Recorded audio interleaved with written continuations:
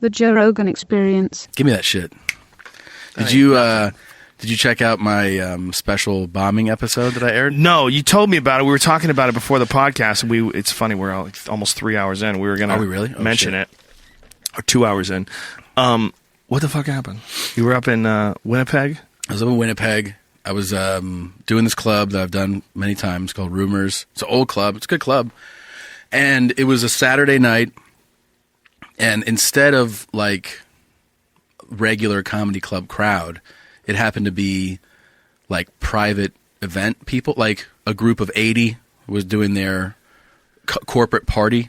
You know what I mean? So it wasn't individuals buying 1 and 2 tickets. Right. It was just a giant group. Giant groups. And there was like 3 groups. One was like 80, one was 60. So you don't it's more like you're doing a corporate, like you're doing a private event, you know? And I break it down if you want to listen to, it's episode 172 of Your Mom's House. And I play the audio from this thing falling off the rails. And I mean, it is like, there was a lady who worked at the club. She's been there 20 years. And she told me, she goes, I've never seen shit like that, even close to that before. What happened? It was, I mean, I think it's like a combination of things happening to make it fall apart that way. Basically, I went up there. I had one guy in the front row who I fucking, you know when you just hate somebody and you fixate on them? Because like this one guy who was like kind of mumbling, talking, tagging everything I say. Oh no. You know, he's like, yeah, I bet you'd like that. And you're like, what? What did you just say? And I said, so one of those guys who I fucking absolutely lost my shit. I didn't lose my shit on him, but I kind of tried to straighten him out. And then there was one of the groups of like 50, 60 people was like being super loud and like the first, like really talking loud. And I went to talk to them. They were kind of like just like kind of shitty about it. And the thing is, like, it's different when you do a regular show and let's say you go after somebody or you go after a table, you're just working on 5 people maybe, right? A group that like, but then everybody else in that room has nothing to do with them. Right. In this case, it was more like mob mentality, where when I was like, hey, go fuck yourself, then the group is like, you're talking to us. Yeah. You're not just talking to them, you're talking to my group of 80. So then it was like, no, fuck you. Like, but in unison, is all of them. And then it just went. Then I tried to put it back on the rails, which I was like, I'm sure I can. I've done this 1,000 times. Let me put this back together. Fuck you, man. Like, it was like, they were yelling that at you? Dude, they were booing in unison for like 15, 20 minutes. The 80 people. At this point, it was more than their group, so it was probably 200 people doing that. Oh, my God. Yeah. So is their group and then other groups chimed in and started booing you too? Unrelated groups? Yes. Whoa. It was pretty crazy. Wow. And then they're like, bring back I had a black feature act. They're like, bring back the black guy. Like screaming it, man. And it went, and here's the thing. I resigned to the fact that it was so crazy. Mm-hmm. It was less emotional. And I talk about this on that episode than your standard bombing. Like when you're bombing in a regular bombing where it's just not going your way and you start to sweat and you're like, man, this fucking sucks. I'm chewing dicks up here. But like, and that like emotionally affects you. This was different in that I felt like their response to me was so outrageous.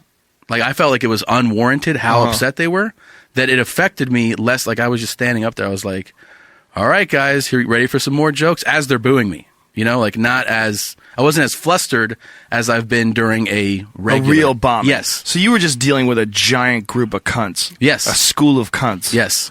Swimming through your pond. Yeah. Exactly. And why didn't the club do something about that? That's the only part I take responsibility. I try to make it clear on that episode that like I take responsibility for yelling at a guy, for insulting people. Like I'm saying, I put it on myself that I made things go downhill.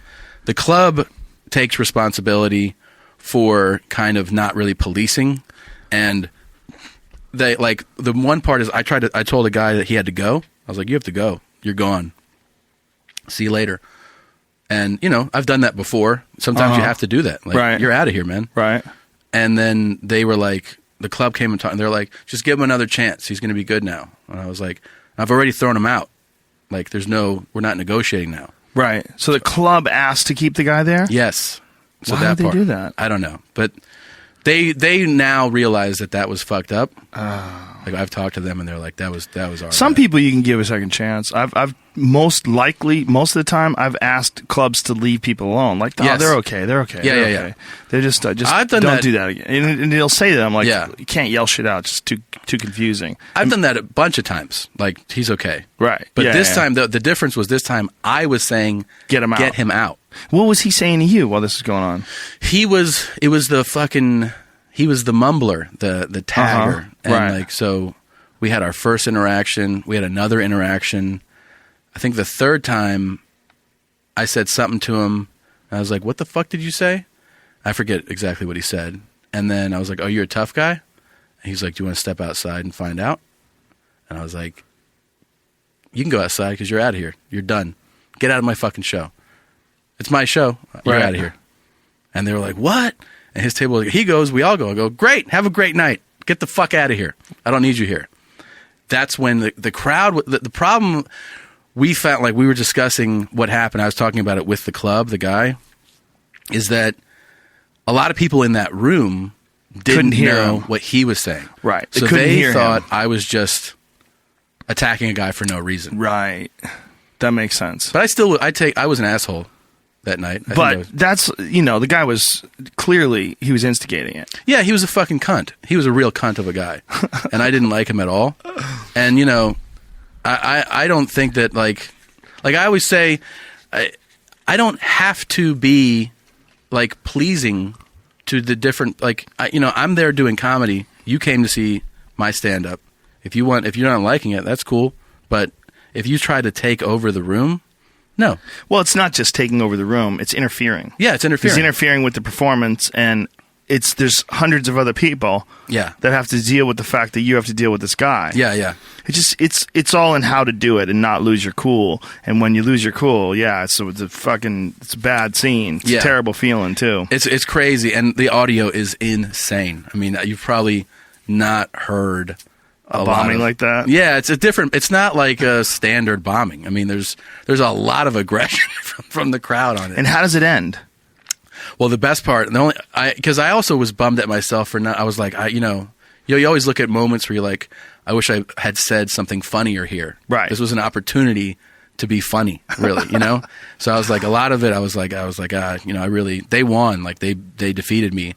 I was like, but the only funny thing I'd said was, like, at one point, the manager came up to the stage and he was like, are you okay? Like, he was checking, he came on stage and was like, because it was so crazy in there. He's like, you all right? And I was like, yeah. And he's like, do you want to keep going? I was like, yeah.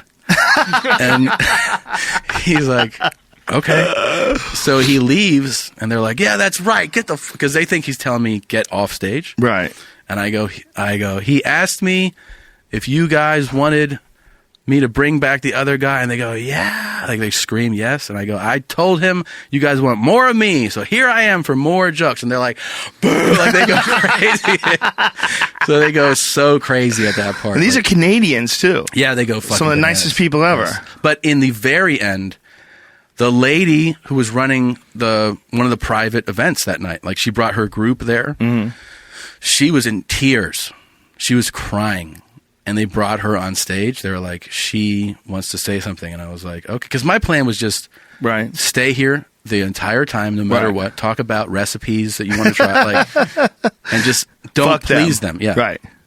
She gets up there and she's like, please, I've done fundraisers here. Like, I really wanted this to be a good night. And I see, like, how, like, she's way affected by this. Please give him the respect of, like, just your time, and, like, just let him talk. And they're like, it's too fucking late for that. Fuck it. Like, they're going crazy. Oh, right. Wow. And I see her, like, just like, she's defeated. It's like someone was beating her up. Right. And I was like, oh my God. And I go, you know what? This is 35 minutes in. Right. To what's supposed to be like a 55 minute set. So there's 20 minutes to go. I was like, you know what? I want her to have a fun night. She it affected me that Right. she was so. I was like, I'll tell you what, because you're a nice lady and blah blah blah. I go, I'll bring back the black guy. And so I brought the black guy back on stage. Wow. And they went fucking.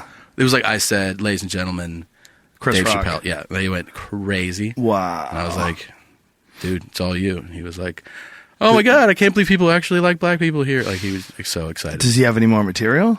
Yeah, he had his name. I should give him credit too. His name is Trix.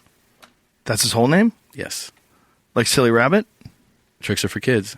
Yeah, Wow. but Tricks. I mean, like, you know, he goes. Black guys can pull that off. They can pull shit like that off. It's TRI double X, I think. So that's on what episode of Your Mom's House? 172. All right. It's a fun episode. to Good for listen you, to. dude, for putting that audio up. That takes balls. Yeah, I wanted to, There's man. I Tricks. was trying to. Yeah, there's Tricks. He did a good job, man. I totally give him credit. Cool. Yeah. Yeah, It was that's fun. an interesting story. I'm going to listen to that podcast.